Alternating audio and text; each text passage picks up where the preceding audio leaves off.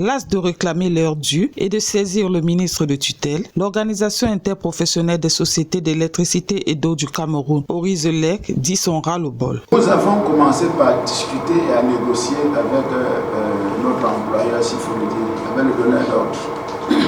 N'ayant pas eu gain de cause, nous sommes allés vers le ministère de tutelle. Je l'ai dit pendant mon expression, le MINE. Les faits exposés étant réels, le ministre de tutelle a mis en place une commission présidée par le directeur d'Arcel. Sur les 9 points que nous avons présentés qui nous posaient des problèmes, on a résolu, en tout cas, Arcel a fait une proposition de résolution d'un des points. Nous avons demandé à son Excellence, Monsieur le ministre, de nous recevoir. Nous supposons que c'est en cours. Mais le seul point géré par Arcel, Eneo refuse de mettre les résolutions en application jusqu'à ce jour. Orizelec l'a fait savoir à travers un communiqué dans lequel elle annonce l'arrêt des travaux sur tout le réseau électrique le 10 mai 2023. C'est pour expliquer les raisons que le jeudi 27 avril 2023, les responsables de cette organisation ont rencontré les hommes et femmes de médias pour un point de presse. C'était tout simplement pour informer l'opinion nationale du calvaire que vivent les entreprises de notre organisation interpatronale. Il s'agit bien entendu de Orizelec, l'organisation interpatronale des sociétés d'électricité et d'eau du Cameroun. Précédemment, nous étions à Zelec, une association, mais pour nous arrimer au texte de la République et aux nouvelles lois, nous sommes passés en Orizelec, organisation interpatronale, interprofessionnelle des sociétés d'électricité et d'eau du Cameroun.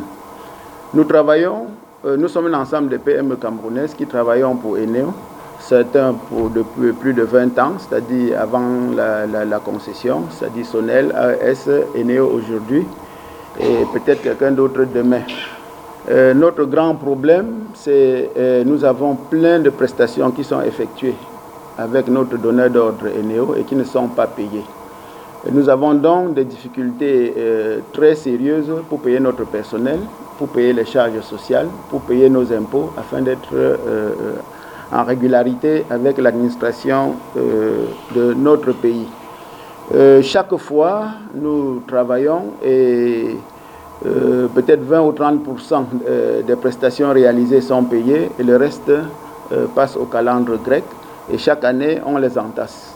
De 2015 à 2020, nous réclamions des impayés d'un peu plus de 6 milliards. Et de 2020 à 2023, nous sommes actuellement à un peu plus de 10 milliards.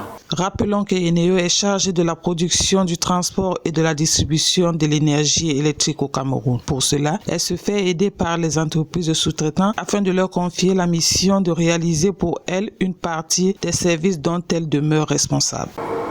Ce point portait effectivement sur les entreprises qui devraient continuer à faire les branchements. Les 10 entreprises sélectionnées ne pourront déjà pas le faire. C'est des entreprises qui n'ont pas d'expérience. Et pour punir celles qui ont refusé de travailler pour 4 700 francs, parce que je dois le dire, quand vous payez un branchement, en principe, le sous-traitant, qu'il aille n'importe où, il était payé à 22 500 et Eneo a décidé que ça devrait passer à 4 700 francs. Ou vous ne voulez pas, allez, on vous met de côté, et on suspend votre code de fournisseur. Vous ne pouvez même pas réclamer vos factures en instance, vous ne pouvez plus rien faire dans la maison.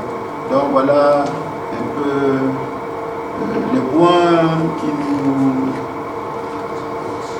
proposent à notre Ce n'est pas de mettre les Camerounais dans le noir, loin de nous. Nous savons que nous faisons un travail régalien et ça fait toujours plaisir aux entreprises quand ils passent dans un village et qu'ils laissent de la lumière aux habitants.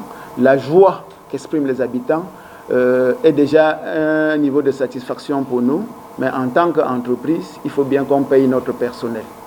Notre souci pour cet arrêt de travail, c'est tout simplement que nos arriérés soient payés et qu'on laisse les entreprises qui ont été suspendues de manière abusive parce qu'elles n'acceptaient pas de travailler à des prix impossibles, qu'on les laisse terminer les travaux qu'ils ont commencés, terminer leurs prestations et que dorénavant, nous ayons un peu plus de considération vis-à-vis de notre donneur d'ordre principal qu'est Eneo.